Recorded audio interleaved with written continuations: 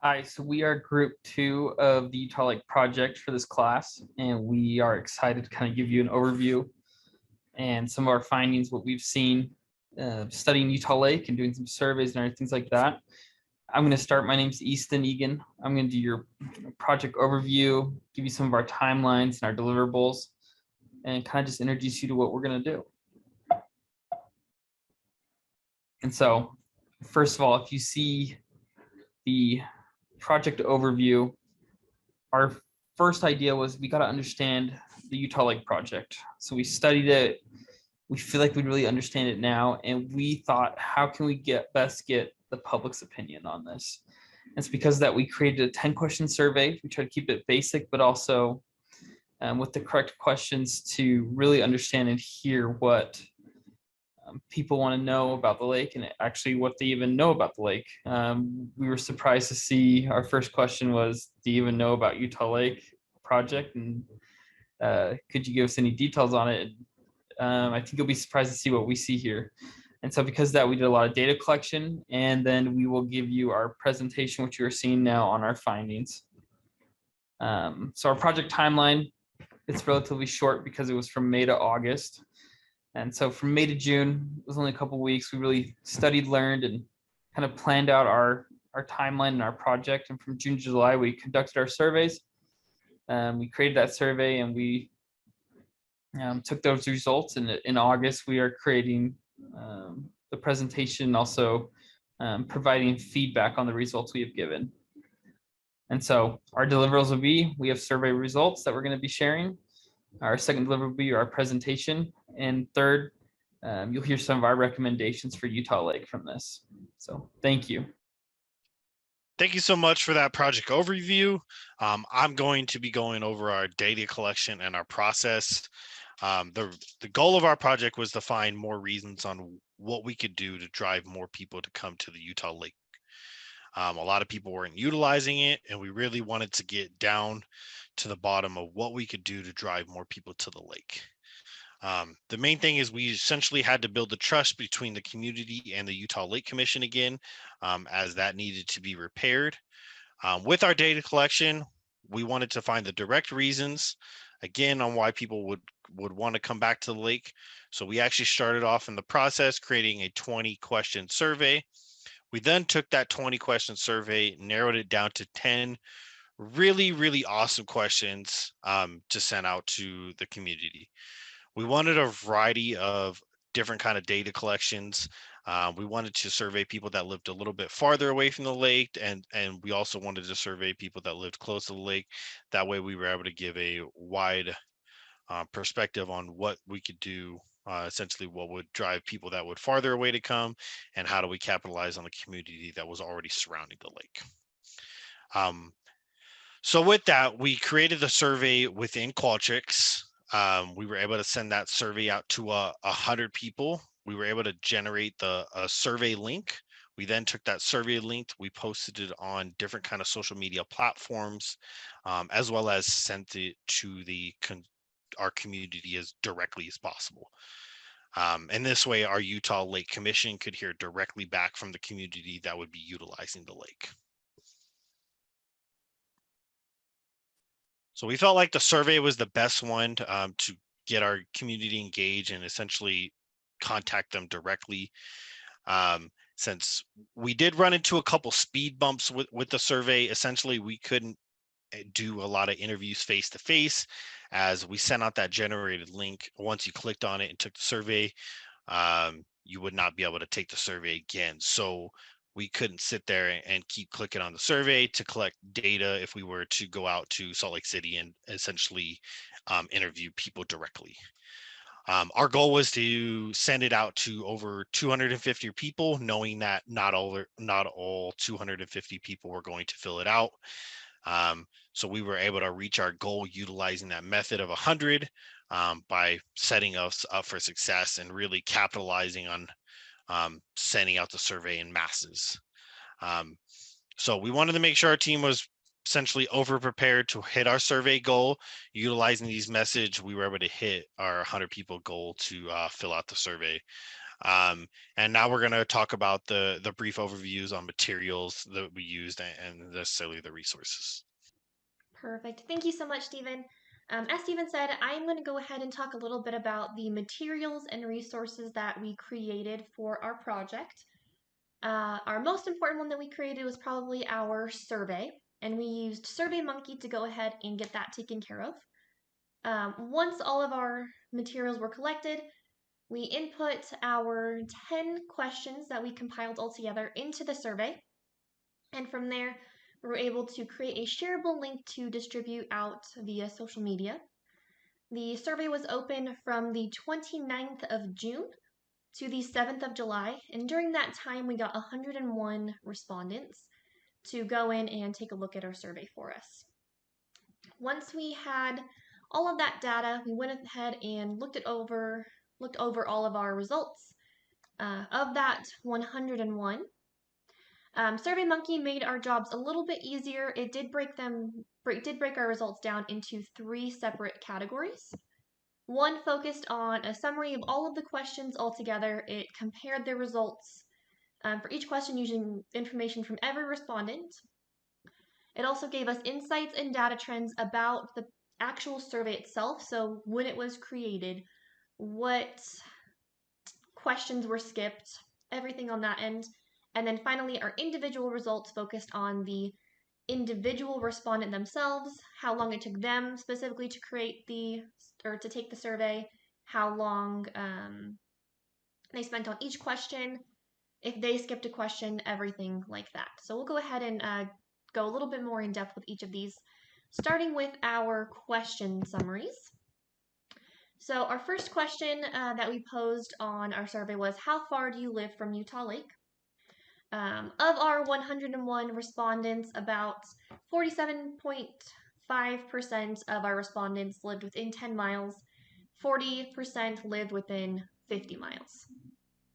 So again, our question summary section just gives a little bit more information based off of each specific question, and then tallies those results all together. Our second question was, are you familiar with the Utah Lake Restoration Project? If yes, do you support the project? This one was actually a really interesting one, looking at the results for this, because it kind of showed us, of the people who actually knew about the project, 47 did not. And of the ones who did, we had 12 people who said they did not support the project. So that was a really interesting thing for me, especially because a lot of the people who did answer yes, they knew about it, but no, they don't support it, are the ones that live within 10 to 50 miles of the lake itself. So that was kind of an interesting insight that our survey gave us as we kind of went through looking over all of these responses. Our next question covered 1 to 5, 5 being the highest. How important is the Utah Lake Cleanup Project to you? Our average, just above 40%, was on a 3, so people are kind of very in the middle. Only 6% of our people say it was not important to them at all, and only 22% said, oh yeah, it is very important to us. So a nice little range there. Next we have, what would you change about the lake? This is another interesting one for us because looking over previous projects, learning a little bit more about the project in general this semester, we know that the cleanup has already started and the lake is significantly cleaner than where it was, maybe just a year or 2 ago. And so knowing that 91 of our respondents said, oh, we want the water to be cleaner, which of course cleanliness is a big deal, but they're not aware just how far the project has already progressed since it started. Next, we talked a little bit about how often do you go to Utah Lake and spend time enjoying it as a lake. Not very many people actually spend a lot of time there with, again, that looking back at our water cleanliness, some of the shoreline upkeep, all of that. So again, people don't really utilize it as a lake right now. A lot of people, as we saw here, I think our highest at 37% said, I drive to it, I look at it, and that's about it. So that's one thing we hope that as the project, is completed, it continues, that will be able to change that a little bit. And of course, our next question asked, would the completion of the Utah Lake project increase your use of Utah Lake? We had a whopping 75% say yes. Again, 25% did say no. So again, some of these people are ones that live within 10 miles of the lake, some within 50 miles. So hopefully we'll be able to change their minds over time as we go through. But one question that a lot of people actually skip that we'll talk about a little bit later is our fifth question. I don't know if you guys noticed we jumped from question 4 to question 6. That was a more individual response that we'll talk about, but a lot of the people who skipped that question talk about different lakes that they go to, but as we can see, some would rather travel a little bit further away than come to Utah Lake. Again, hopefully once we have our project completed, we'll be able to change their minds and get them on board with Utah Lake. Our next question was, how would you like to fund the Utah Lake project? 53% said we'd rather have grants and federal programs. 28% said local, state, and taxes would be fine. And then only about 17.8, so about 18% said resident donations should be utilized. And then we talked about just a little bit about safety when it comes to Utah Lake. We had 10% say they don't feel safe at all. We had 20% say, oh yeah, we feel extra safe here. And then again, our 3 is our average at 35%. So people feel relatively average on the safety scale for attending Utah Lake. And then our last one, just in general, what activities do you go to Utah Lake for? A good amount said they go for boating. The next highest was other. They didn't really give us too much information on that one. And then fishing and swimming. So again, once the project is in full swing, once we've completed our main goals, hopefully these activities can boost up in that percentage a little bit more. So that kind of covers our question summary section. Next, we have a little bit more about our data trends. So just looking at another question, what would you change about Utah Lake? The focus on this is more when each individual went through and completed the survey. So for this question, between the 29th and the 7th of July, so when it was open, kind of gives us a little bit more insight about when people actually went and completed the survey. So here we found most people went in and completed it on the 5th. Our next highest was the day it opened, so the 29th, with our lowest participation rate being on the 7th. So right before we closed the survey down, that's when we had the least amount of people. This section also gives us a little bit of information on, again, the total respondents, the typical time spent taking the survey. So on average, it took about 1 minute and 45 seconds to go through and complete our survey. And then again, our most skipped question that we'll come back to is, what is your favorite lake to go to and why? What makes it so appealing? It was a little interesting that this was the most skipped question because this is the one we were hoping people would be able to tell us, okay, where do you like to go? What about that lake do you like? And how can we incorporate maybe those activities into Utah Lake to get more people to want to actually come by? And then last, we have our individual responses. So this is just one example. So since it was anonymous, of course, we don't have the names. It just says the web link. We wanted everyone to feel, very secure when they were taking the survey. It tells us when they actually started, when they finished. So 6:05 and 46 seconds to 6:07 and 44 seconds for an average of 1 minute and 57 seconds. But one of the reasons we really wanted to focus on the individual responses, why that was a really important thing for us to look at, is just because we feel that in a project of this size that goes across multiple communities, there are multiple cities, multiple shorelines for the Utah Lake, having people know that we are interested in their individual responses can overall just make them feel that they're not just a lost voice. They really do matter. They can make a difference. And the more we can get the individual in a community participating and really focusing on the project, then we'll be able to hopefully get just the overall community itself to support it, and we can get a lot more, traffic going to Utah Lake once everything is completed. So thank you so much. I will go ahead and turn our time over to Hannah, and she'll talk a little bit more about our results and our recommendations. Thank you, Chase. As Easton mentioned, the awareness for the Utah Lake project is lacking. 46% of the people we surveyed said that they are unaware of the project. We feel this is a concern since people may not know about the changes that will potentially be made once the Utah Lake project is completed. Additionally, without the awareness, the lack of support may drive to a less successful project or its outright failure. We found that 85% felt that it was important to complete the project. However, since there is a significant lack of knowledge or awareness of the project, we recommend that people can become more aware through advertising and connecting with people on social media platforms. We specifically thought about city and community Facebook pages. We feel that would be a great way for neighbors and friends to talk about the lake project, especially within their own community.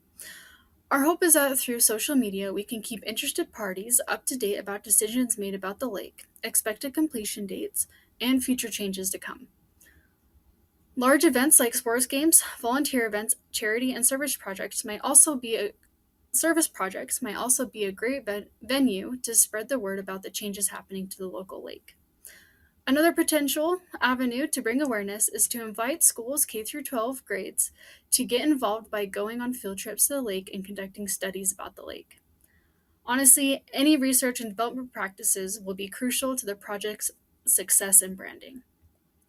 Another key statistic we found is that 76% of participants said that they would visit the lake more often with the completion of the project. We see this as a consumer demand for a more usable lake.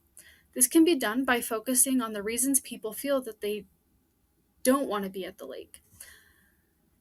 Water quality and shoreline cleanliness was a huge concern for our participants, and this major issue does need to be addressed.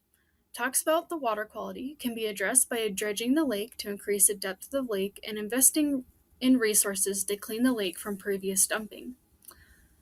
Shoreline cleanliness can be accomplished by renovating already established park areas. Additionally, unused areas around the lake can be developed to accommodate new open park areas, camping locations, and food truck parking. These changes are easier to complete than the more complex ideas of adding shopping structures, an island in the middle of the lake, and large-scale water entries. These changes are easier to complete than the more complex ideas I just mentioned. We feel that small steps initially will help establish trust and awareness that could later yield to more complex results. Thank you, Hannah, for going over those recommendations. We'll now talk about the project assessment and our evaluation of our plan and recommendations looking back. So before we try to write our survey questions and focus on listening to the customers and consumers of the lake and hear their problems or issues with the lake. Part of that was to develop questions that they didn't feel like we were fishing for specific answers or guiding them towards a specific answer. We didn't want them to feel like there was a specific response. We wanted them to be as open, honest as possible and not confused. We also wanted to focus on the users of the lake and not focus so much on other individuals who, no matter what the results of the lake project would not participate in lake activities. Further, we wanted to focus and show the demand for the changes for the lake so that we could facilitate those answers and issues to project leaders, politicians, and business owners to show them how interested customers are for that lake and how much of a demand there is for that to spur some kind of activity or investment into the Utah Lake as a whole. We wanted to provide data directly to project leaders so that there wasn't any kind of interpretation or assumptions. We wanted to get the information as directly from the consumer to project leaders as much as possible. And additionally, we wanted to limit the time. With limited time and resources, we feel confident about the data that we provided. So even though we didn't have a whole lot of time and there's still a lot of work to be done, we feel confident that we were able to build on previous presentations and we're able to provide a valuable resource and data to these project leaders to continue their work for this long-term project. We also want to talk about the project's sustainability plans. So what, as we have provided these recommendations, what will keep these kind of things going in the long term. So we want to make sure that they continue to survey consumers. Bottom line, the customer and consumers of the lake are going to be the most important part of this project. And so we want to make sure that we're setting up additional data collection for these informations for these consumers and customers to voice their opinions about the changes that are needed. And so we want to establish either an annual or biannual survey for these surveys to be done and provide more and more data for the Utah Lake project to continue to make improvements. We also want to establish regular communication with outside agencies. So whether this is different state agencies or even different agencies within the same state, we want to share data, different kind of procedures, different tendencies that they have to make sure that we're on pace or we can kind of gauge ourselves and compare ourselves to different lakes across the country to see what other kind of changes may be needed. We also want to work with local universities. So it was a great opportunity to work with Utah Valley University and the Utah Lake Commission together. And so we want to continue those relationships, not just with UVU, but also other schools. So working potentially with like BYU or the University of Utah, there's some great opportunities out there. We also want to potentially look at internships or working projects that could also be utilized for these same universities that we just mentioned. And we want to make sure that we maintain a media presence. We know that social media is becoming more and more prevalent in our day, and it's one of the main ways younger generations are able to access news, events, and activities, especially in their local area. So we want to make sure that not only are they establishing a presence now, continuing that presence even after the project is created. So we want to make sure that it's not just, hey, the Utah Lake project is completed. We want to make sure that going forward, even after continuous changes, once the lake project is completed, there's always a presence about the benefits and utilization of Utah Lake.